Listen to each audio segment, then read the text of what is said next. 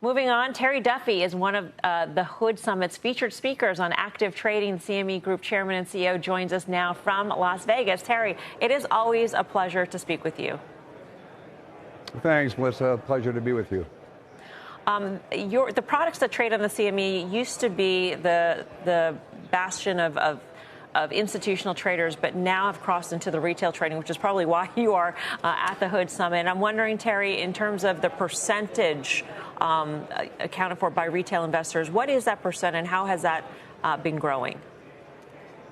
Well, Melissa, it's been growing exponentially, and Robinhood's a great example of that, along with my other retail partners. But Robinhood just came online at CME within the last year or so, and they're our fastest growing partner on the retail side. But we have many other participants that are on the retail business coming into CME Group. There's more people want access to markets. Melissa, I've been saying this to you and your other co-hosts for a number of years now. People want access to markets. I truly believe that they should have that access, whether they're institutional or retail.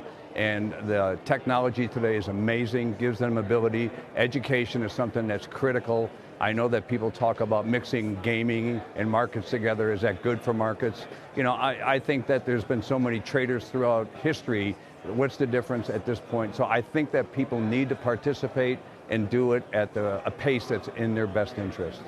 Yeah, part of what Robinhood announced today, futures trading, which is going to be launched today, overnight index trading, which will be launched in 2026. How key is the retail trade in terms of being a driver of your growth? Well, it's a component of it, Melissa. It's not the only part. I don't want you or your viewers to think that I have, abandoned the institutional trade. We haven't. It's a huge part of CME Group and what we do.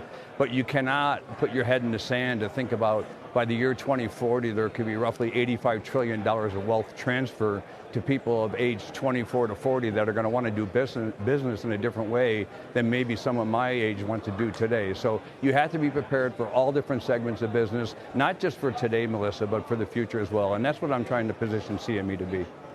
What do you make of the markets, Terry? And I asked you that, as the head of a financial services company, financial firm, where we are in terms of the record closes we've seen on the S&P as well as the NASDAQ, despite some uncertainty still in the economy. Well, the markets are pretty interesting right now, Melissa, and I know that everyone's anticipating or baking in a Fed cut next week, and I suppose we would better get it because the markets sure seem to be pricing them in to a certain degree. But when I look at our world and how people are managing that risk, we're sitting at 135 million positions open on CME, which is not too far off of a record. So that tells me a couple things about the markets, Melissa. People anticipate it, but they're also hedging up their exposures using CME's products. So from a market perspective, there's a lot of different things going on. Geopolitical, which everybody thought was going to have a major impact on markets, seems to be yesterday's newspaper. So what else is there? We're all focused on the Fed. We're focused on artificial intelligence. We're focused on technology. So again, I think that the markets are trading unbelievably. I think if you would have told somebody we'd have $37 trillion of debt in the United States and the equity markets be priced where they're at today, they certainly wouldn't believe you. But I definitely think that's why we're seeing a tremendous amount of hedging going on at CME by the institutional participants. Terry, it's Karen Feinerman. Thanks so much for being on.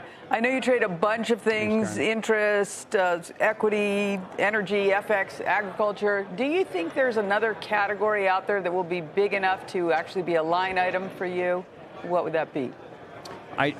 Yeah, Karen, I think there will be, but I also think it will have everything you just outlined in it. So the question is, how is it distributed, who's doing it, and on what platforms around the world. So I think there will be the next great idea that will come forward.